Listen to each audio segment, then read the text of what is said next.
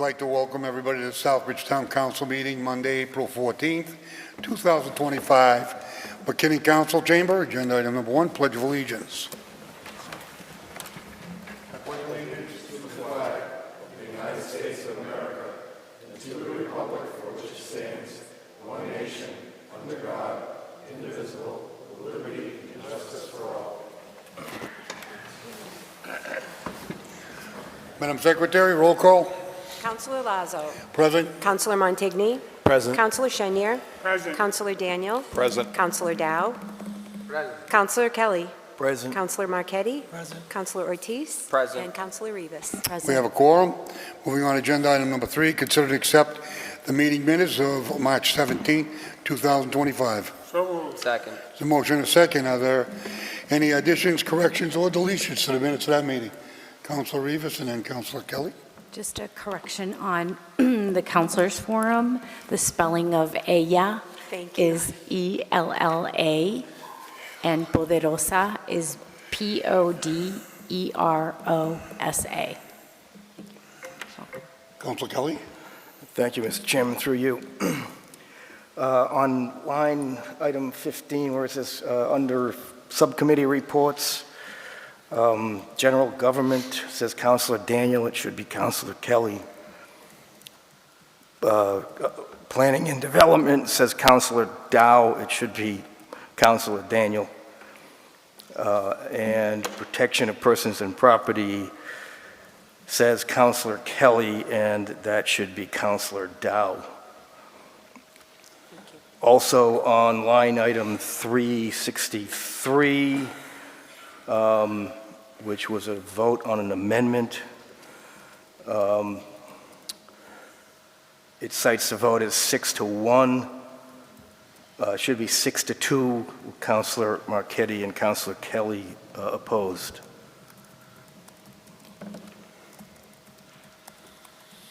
Thank you. Are there any other additions, corrections, or deletions to those minutes? If not, all those in favor? Opposed? Unanimous of all present. Moving on to 4, subcommittee reports. Department of Public Works, Councilor Chenier. No report, and we have a meeting, I believe, on the 24th. Moving on to B, Education and Human Services, Councilor Montigny. Thank you, Mr. Chairman. We had a meeting last Monday, April 7th. We have one item tonight, and then we have our budget meeting slated for April 30th. That's both the school budgets and all the other departments in the town that fall under EHS. Thank you. Moving on to General Government, Councilor Kelly. Thank you, Mr. Chairman. Through you, we have not had a meeting since the last town council session. There is a meeting scheduled for budget issues on May 1st. Planning and Development, Councilor Daniels. Thank you, Mr. Chair. Through you, we had a meeting also on Monday, April 7th. Items 11 through 19 on tonight's agenda were discussed. Protection of Personal Property, Councilor Dow. Thank you, Chair. Through you, we have no meeting scheduled. One on the 29th, review the budget and a couple of other items. Thank you. Thank you. Moving on to number 5, Chairman's announcements. It's been a while since we've had a council meeting. It seems like we had a vacation. I'd just like to say that since the last meeting, Mr. Villar has got a job in another town. It seems to me that there's going to be a new beginning in Southbridge. I know Councilor Montigny has worked a lot of different numbers, and we're working the school numbers to try and figure out what the school budget is, compare it to other districts, find out where the strengths are, where the weaknesses are. And in looking into that, I'm happy to say that Mr. Villar is no longer here. It's been a long road. It's been dictatorial. I think the citizens are happy. They can all debate all they want about why he left, but the vote of no confidence, when you see the information on what's going on in our school system, you would have your vote of confidence would be down the tube. So going forward, we're going to try and turn the page in a positive manner, is identify the problems, work with the new acting receiver, Bill Metzica. I met with him. He's a fine gentleman, again, under the leadership of Mr. Villar. He's limited on what to do, and now he's in charge. So I think the town manager, staff, school committee, council, it's time to move on to the next step and get our schools back. It would be nice if we could sit down, and I've already requested this, sit down with the state and try and calculate a date for the citizens of Southbridge. So we know where we are and where we're going and how long it takes to get there. It's like building a house. If you know how long it takes to build it, then you set the completion date. And if it gets bumped a week or two or a month, it's not bad. But usually it's on time and under budget, and I think the state needs to do that with us. I think our school committee council are poised to work together. I don't think the school committee and council are ever the problem. I think going forward, it's a good thing that Mr. Villar left. I'm one of the happiest guys in Southbridge. With the Southbridge First agenda, move forward, and that's what it's about. Moving on to town manager's announcements. Mr. Town Manager. Thank you, Mr. Chairman, through you. First is just updates on some of the curbside collection, solid waste. The curbside yard waste begins next week, April 21st to May 31st. That'll be our annual, that you can put things on the curbside in paper bags. The yard waste dumpster that normally is at the Gulfwood Road DPW will open after the conclusion of the curbside pickup of lawn and leaf. So that'll open on the first week of June, and also will be open Saturdays from noon to 4 as it was last year.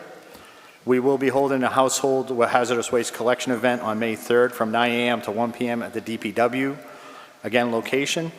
There are some fees that may apply, so we do have advertising out and about throughout town and on our website. And additionally, Maritza has worked to, and the team and the inspections department has worked to secure a dumpster and the ability for people to dispose of mattresses and box springs. Casella normally charges $125 for the disposal of those materials.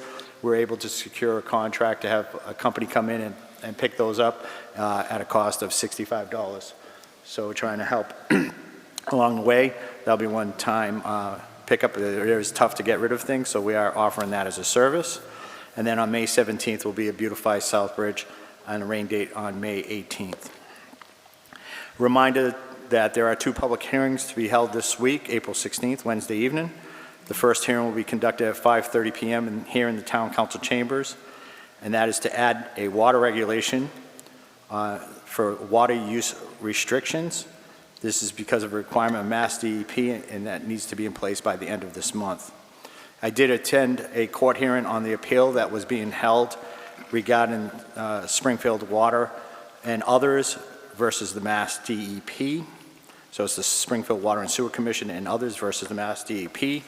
That was a 3-judge appeal. They heard arguments as to why we believe we should not be part of that requirement, as with those other systems. So we'll wait the appeal. So that hearing, public hearing, will be in effect at 5:30 p.m. Later that evening at 6:30, there'll be a joint Town Council and Southbridge Planning Board hearing for proposed zoning bylaw changes relating to accessory dwelling units. Public input and comments are always welcome and to attend at that time. Update on a couple of projects that we have. Fire station bids. Our sub-bids have been received and reviewed. Our general contractor bids will be due Wednesday.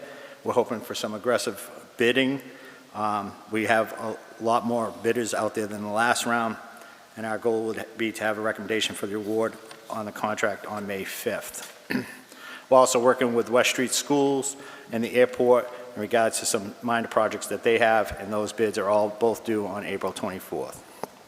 Finally, this evening I've passed out the town budget in accordance with the Town of Southbridge Home Rule Charter. I'm pleased to present the fiscal FY26 budget and capital plan for the Town of Southbridge.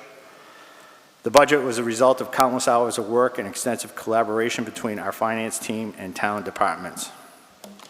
At the time of the submission of this budget, we continue to have several unknown factors, such as potential changes resulting from the collective bargain negotiation process for our police, fire, and dispatcher unions, as well as the final budget revenue and state charge numbers from the Commonwealth of Massachusetts. Despite these factors, we are submitting our recommendations for a balanced FY26 budget that will allow our community to continue to provide excellence in local services while balancing the tax impact that this would have on our residents and businesses.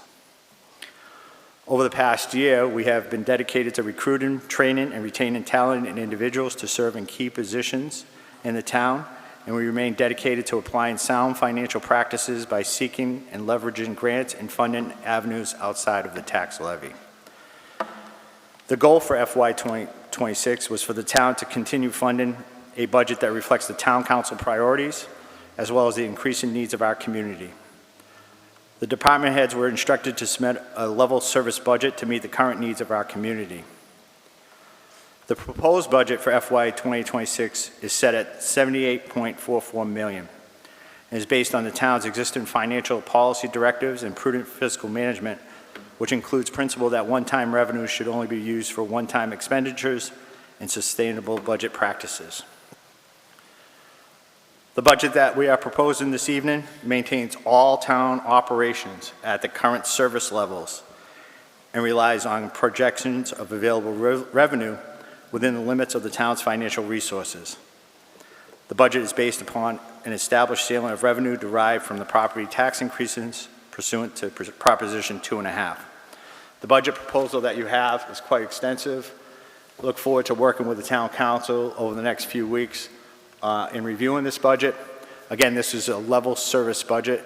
There are no new positions in this budget. The biggest factors that we are up against this year, and is articulated in the budget memo, is the fact that our health insurance costs have increased over $1 million for the town of Southbridge. We worked very hard to make sure that all our health insurance costs are captured. We did an audit on all town employees that receive health insurance, both town and school. As a result of the collaborative approach that we have now with the new administration at the school, we worked to their initial recommendation for a budget for the school system was over $39 million. Based on the work of Dean, Michelle, and our team, we reviewed all avenues of funding that the school has and captured any available costs that the town of Southbridge has and inputted it into the Schedule 19 costs to ensure that the town meets its minimum school obligations and that the school district itself was utilizing the exact correct numbers for that process. Working with Bill and his team, we were able to reduce the original recommendation from the school budget by approximately $1 million plus from their original request. In tonight's budget package, I included the original budget that the school district had put forward in their hearing notice, as well as their revised budget that they worked on based on the number that was agreed upon to make sure that we meet our minimum net school spending. We still have a lot of work to do. Again, this budget is at the maximum tax levy capacity. That is exactly what we did last year when we proposed the budget. And throughout the budget process, we were able to pull back approximately $500,000 from that tax levy capacity when we set the tax rate. So once we receive the final revenue numbers for FY25, we'll be able to then look through the budget, and also hopefully at that time we'll have our contracts with our bargaining units settled where we can make adjustments to pull back any money from that tax levy. So I look forward to working with all the councilors and citizen members on the subcommittee as we work forward on this budget process in the upcoming year. Thank you. Thank you, Mr. Town Manager. Moving on to presentations. We do not have any presentations tonight. Moving on to Citizens Forum. Are there any citizens that would like to address the council on any issues that are not on the agenda? There are no citizens coming forward. Moving on to 9, vote to confirm the town manager's appointment of Chris Hart as a sanitation/health inspector as recommended by the Director of Inspections Services, effective immediately pending successful completion of medical screening and state ethics. So moved. Second.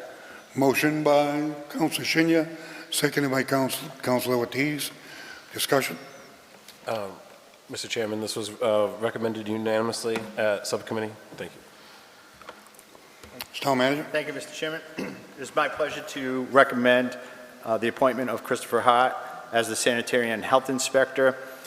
Christopher comes to us with a Bachelor's of Science degree in criminal justice, history as a dispatcher in the public safety field. While he does not have extensive food service experience, given the fact of his experience as a dispatcher in public safety and being able to articulate reports and his people skills, it was wonderful to meet him and recommend him for appointment. This appointment process went through with the Director of Inspections and the Health Director, who interviewed Christopher to begin with. The recommendation was then brought to me.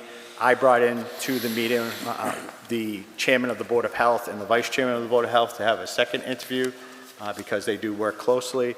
He was found to be a well-rounded young man, and it was without hesitation that both groups had recommended his appointment. His appointment did go down to the Board of Health, contingent on this evening's vote for him to act as the agent of the Board of Health. So we're happy to have your support to have Christopher start with the town of Southbridge. Any discussion? Council Dow?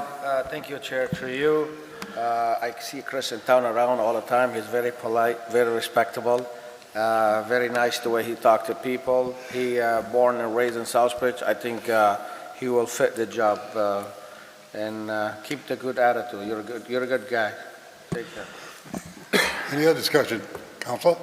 I just have a quick question. I definitely don't doubt that you'll be able to do the job. Just about the certifications, a question about, do we do some of that training in-house, or is it like a state certification that he'll need to, and how quickly? He'll be onboarded with Daniel for training here in the community, as well as any outside training we would send him to. So I believe he will succeed, be a long-time employee for the town. Thank you. Any further discussion? Would you like to make a speech? Why do you want this?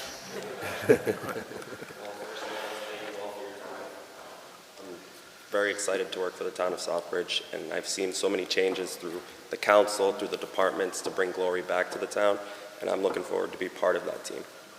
Thank you. All those in favor? Opposed? Unanimous vote present. Congratulations, Chris.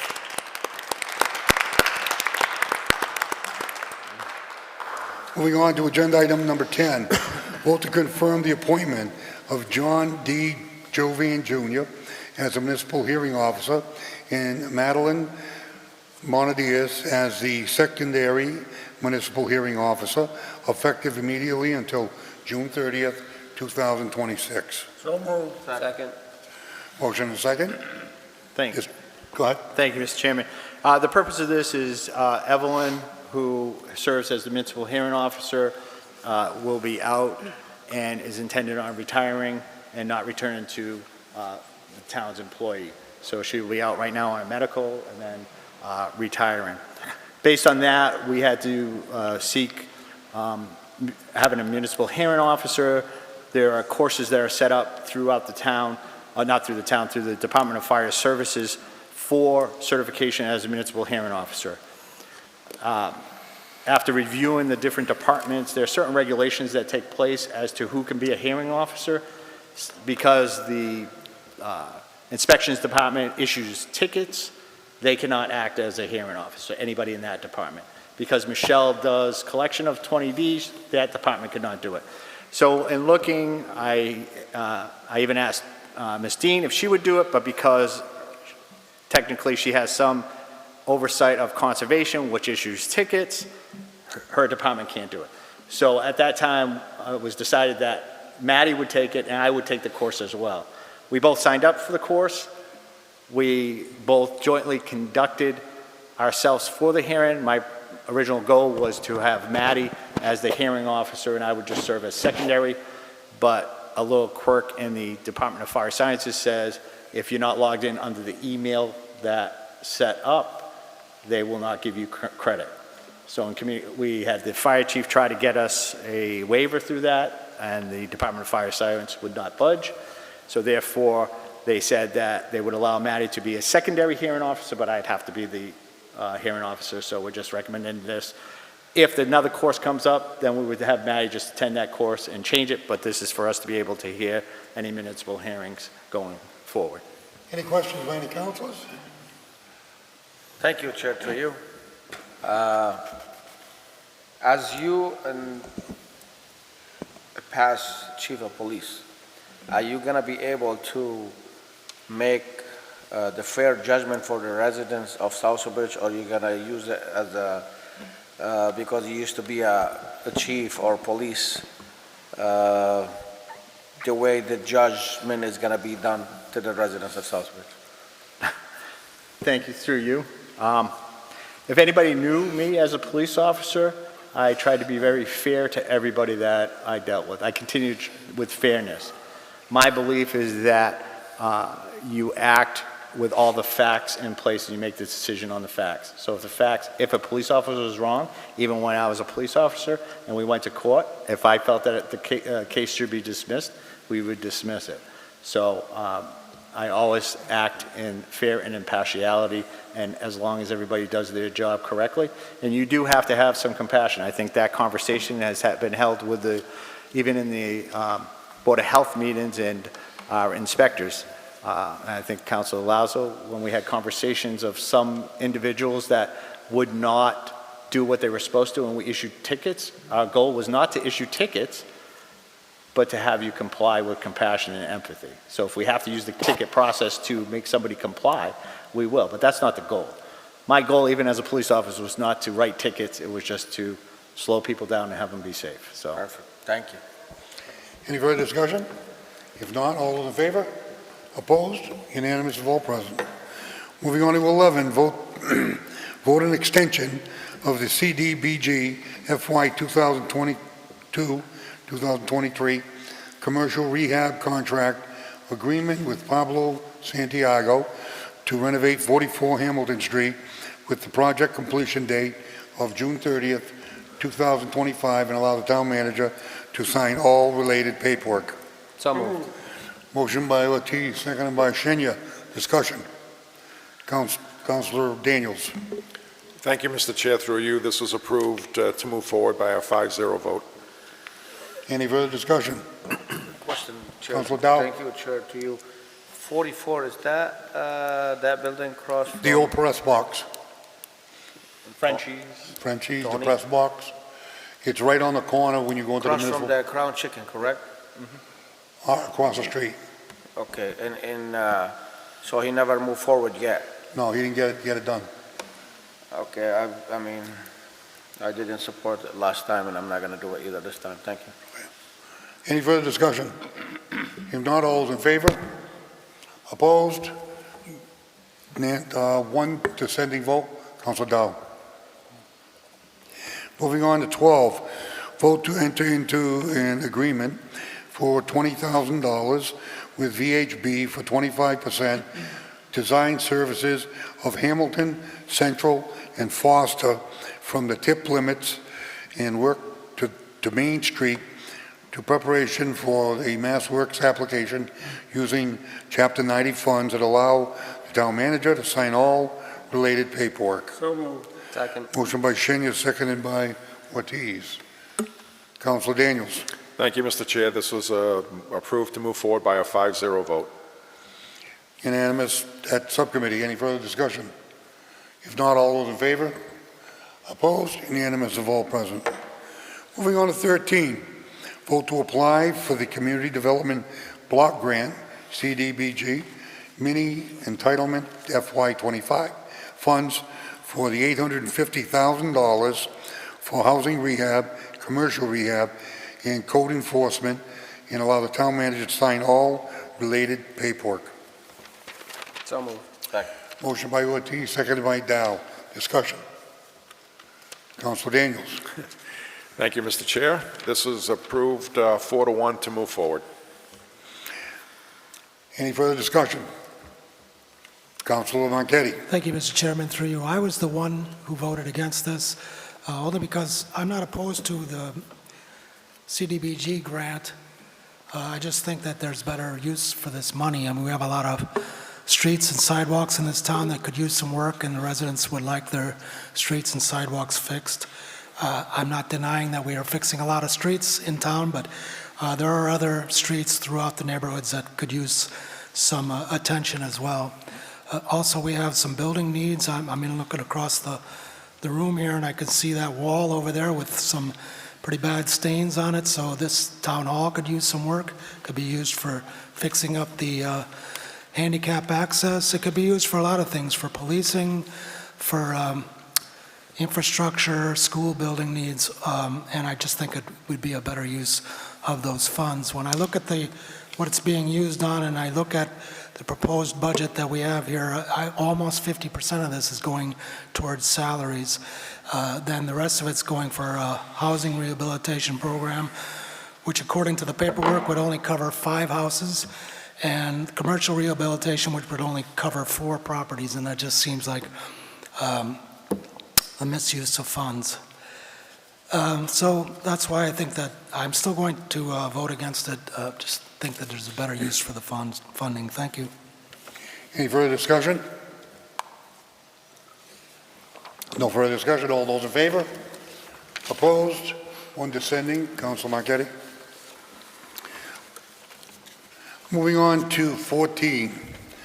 Vote to accept $50,000 grant from the Mass Development of Globe Village Brownfields assessment and allow the town manager to sign all related paperwork. So moved. Second. Motion by Ortiz, seconded by Dow. Thank you, Mr. Councilor Chair. Daniels. This was moved forward 5-0. Unanimous at subcommittee. Any further discussion? Not all those in favor? Opposed? Unanimous of all present. Moving on to 15, vote to enter into an agreement with Fuse and O'Neill for $49,000 for the Brownfields Phase 2 site assessment at 30 Mill Street, contingent on executing the Mass Development Grant agreement and allow the town manager to sign all related paperwork. So moved. Second. Motion by Ortiz, seconded by Dow. Discussion? Councilor Daniels? Thank you, Mr. Chair. This was moved forward unanimously in subcommittee. Unanimous at subcommittee. Any further discussion? If not, all those in favor? Opposed? Unanimous of all present. Moving on to 16, vote to the extension of CP Houses Harper agreement, allowing for an additional 8 months to complete work by December 14th, 2025, and allow the town manager to sign all related paperwork. Second. Motion by Shenya, seconded by Ortiz. Councilor Daniels. Thank you, Mr. Chair. The vote in subcommittee for this agenda item was 4-1. Any further discussion? Mr. Chair, Councilor Shenya, then Councilor Marquetti. just for clarification on the vote, what's the CP house? Is that, That's the name of the property. It's the old Southbridge Credit Union. okay, so they call it the CP house? That's the name of the business that has the agreement Oh, with okay. us. Thank you. Councilor Marquetti. Thank you, Mr. Chairman, through you. I am the one who voted against this item as well. The reason I voted against it at the meeting was I was pretty much looking at what this money is being used for or not being used for, especially the guy next door at 39 Elm Street. And it's just kind of looking at it and thinking that this isn't really a good program to continue with. The guy next door is not doing any work whatsoever, and the guy at 205 Main Street, it didn't look like he was doing anything either. So I was starting to wonder whether they are actually using the funds for what they were supposed to be used for, or if they were just using the money for something else. And I had a lot of questions about it. I know that Ms. Dean said that if they don't do what they said they're going to do and they don't pay it back, we can take them to court, but that's just going to cost us more money. So basically what it comes down to, in my own opinion, is just a lack of oversight. However, having said all this, At the meeting, the guy who owns CP House, Mr. Cummins, he said that anytime anybody wants to come over and take a look, they're welcome to come over. So I took him up on that offer, and I did go over there, and I was really impressed with what they're doing. He has totally gutted it. I talked to his construction manager. He gave me a little tour of the place. He showed me what's going on. The lack of insulation, they're completely down to bare walls. The heating system they had to tear it out. They're going to put apartments upstairs with mini splits. So they're working on that. They're going to bring gas into the downstairs. They're going to put a little Italian deli down there. And I was quite impressed. I was impressed with him explaining detailed what they're going to do, and with all the work that was going on there. So I've changed my mind, and I'm going to vote for it tonight. I wish that guy the best of luck with his project. It looks pretty good to me. So thank you. Thank you. Big Dean? If I may just make one quick comment, just in my own self-defense, when I hear there's a lack of oversight on the program, I just want it to be known by everyone. This program was designed using ARPA's legal language from the feds. We designed it in a way that we were able to recapture funds in the future, which was unique for us. We'll be able to use this as a revolving loan fund. But the only way we could do it was to not have explicit oversight over the program, because that would trigger prevailing wages, which would then require the builder to have to pay that much more. We didn't want to disincentivize people being able to get this work done to open storefronts. Any further discussion? Not, all those in favor? Opposed? Unanimous of all present.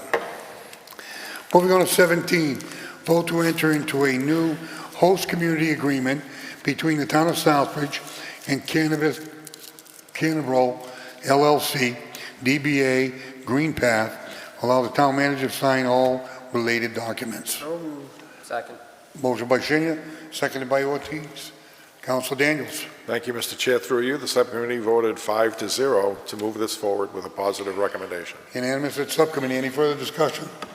If not, all those in favor? Opposed? Unanimous of all present. Moving on to 18, vote to enter into a new host community agreement between the town of Southbridge and Green Meadow Farm, LLC. Allow the town manager to sign any related documents. So moved. Second. Motion by Dow, seconded by Ortiz. Councilor? Thank you. The subcommittee voted 5-0 to move this forward. Any further discussion? If not, all those in favor? Opposed? Unanimous of all present. Moving on to 19, vote to enter into a new host community agreement between the town of Southbridge and 208 Worcester Street, LLC. Allow the town manager to sign any related documents. So moved. Motion by Shinya, seconded by Dow. Councilor Daniels. Thank you, Mr. Chair. The subcommittee voted 5-0 to move this positively forward. Any further discussion? If not, all those in favor? Opposed? Unanimous of all present. Moving on to Councilors Forum. Council Marquetti. Thank you, Mr. Chairman. I have nothing tonight. Thanks. Councilor Daniels.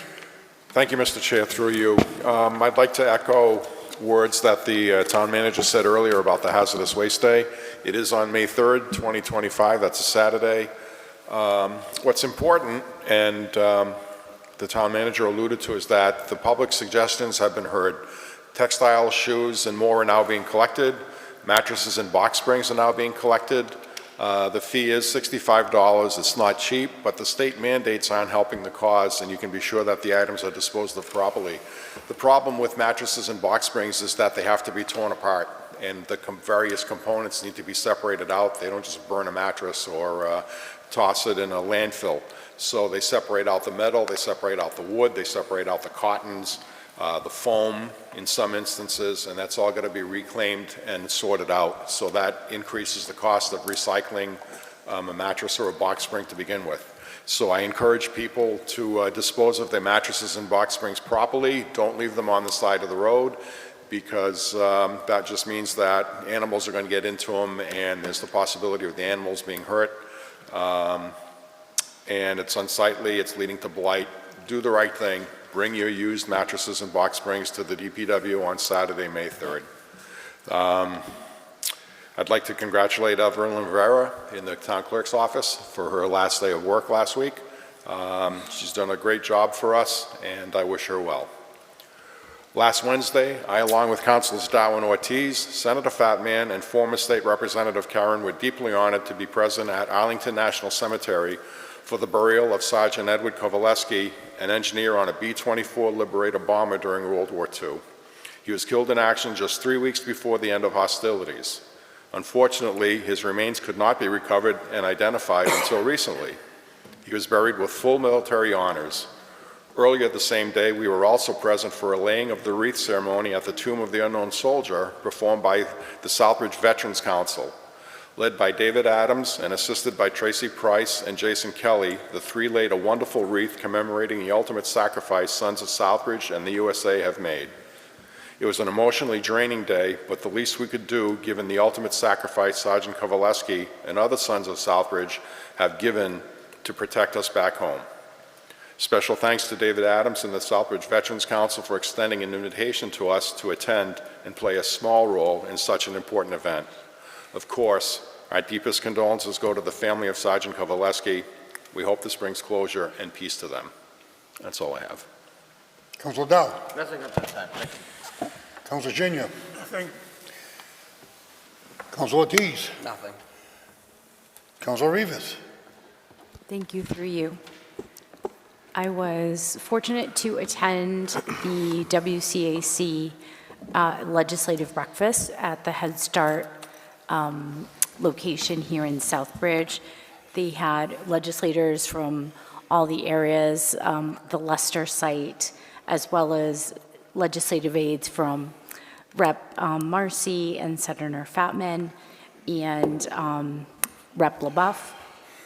Head Start parents shared their stories of how important Head Start is to our community and to our working parents, and asking our representatives and senators to make sure that there is funding in the budget. Certainly, there are concerns with the cuts in the national budget to early childhood education, and Head Start is a vital program for many of our youngest residents here in town.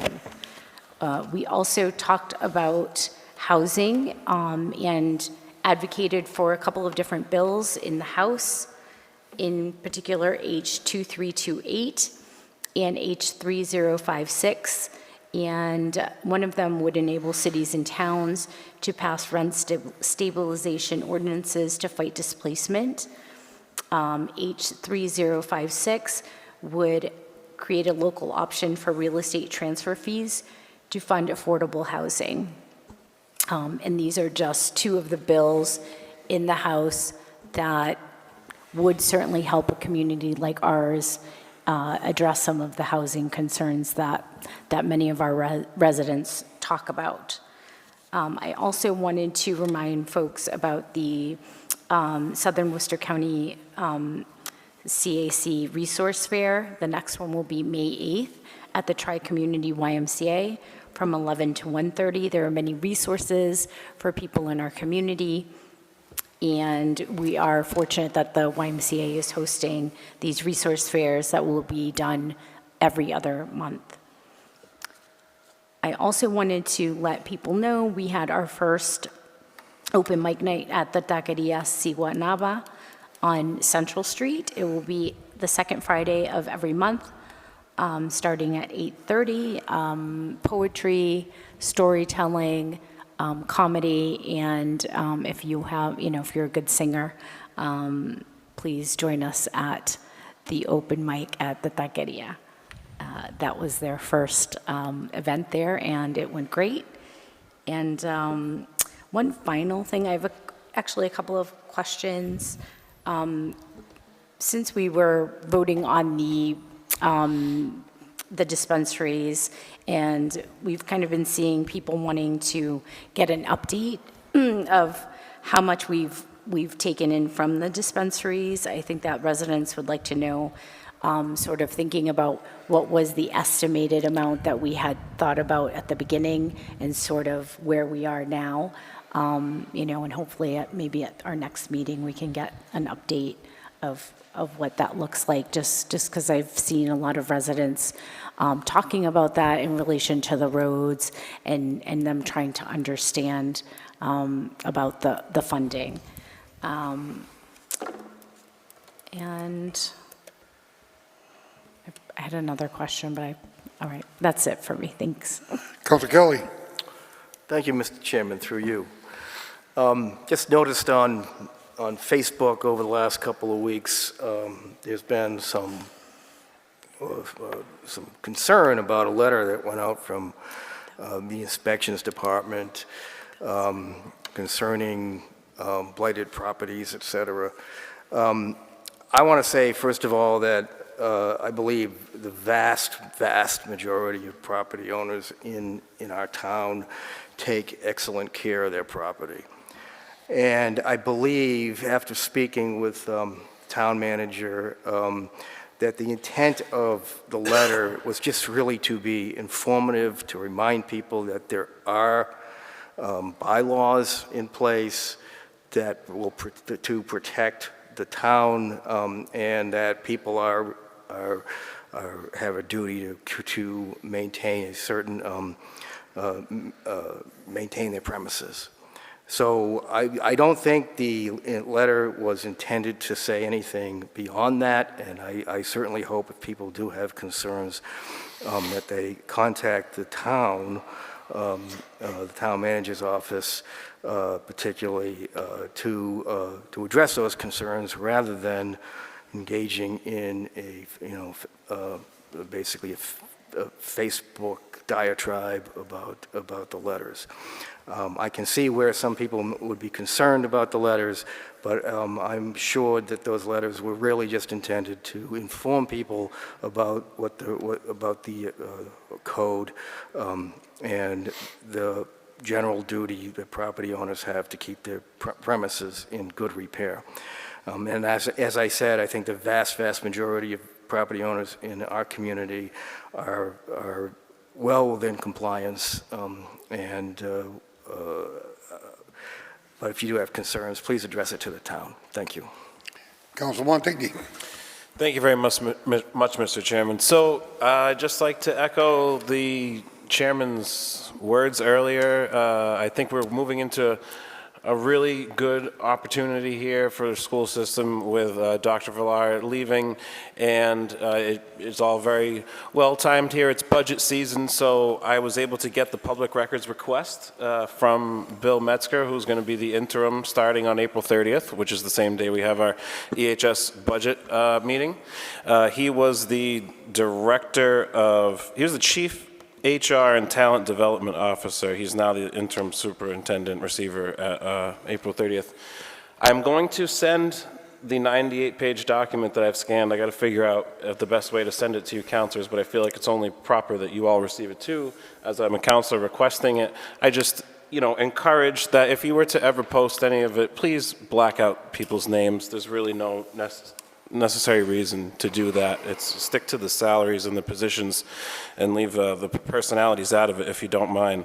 So I just wanted to let everybody know a couple highlights from this. The top 5 highest paid people in the district, which do not include Dr. Villar's salary, because his salary you can't find in Southbridge. You have to request that at the state level. You have the Director of Secondary Education, which is something that they don't have in other districts. Assistant Superintendent of Curriculum Instruction, Special Assistant to the Superintendent, Chief of Staff, which is the Secretary of the Superintendent, and then, of course, Mr. Metzger.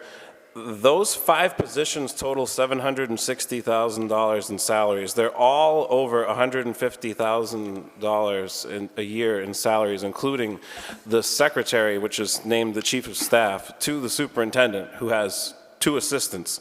As you read there, Assistant Superintendent of Curriculum Instruction, that's pretty much all you need for curriculum in a regular district. If you do your research, because most of the districts in our area follow the rules. You're supposed to have your line item budget posted on the internet, and you can go to Webster, which in Southbridge we have 28% students are white and 40% are white in Webster. I think it's the perfect demographic of a rural, suburban place with an urban population, and when you're trying to compare budgets, it's almost the exact same amount of students at the high school, okay? 17 to 19 administrators, roughly, when it comes to districts in the area, and we have closer to 35. If you look at the Webster Bartlett budget for the high school, the entire department of assistant principals and dean of students, and then the entire budget of guidance counselors and all of the supplies and everything they have for their same size high school is $850,000. But salaries alone at our Southbridge High School is over $1 million, and that doesn't even include supplies. So I'm just going to rattle off here the last of some of these. These are pretty much wasteful positions. In most districts, you don't have any of these positions. Special assistant to the superintendent, like I said, $150,000. Elementary curriculum specialist, $140,000. Already have assistant superintendent of curriculum. Director of elementary leadership, I don't know what that is, $138,000. That's one of those positions where they took a really good principal and moved him to central office and made a job for him. Director of math curriculum, don't usually have this, $137,000. Director of operations, most districts have facilities managers only, $133,000.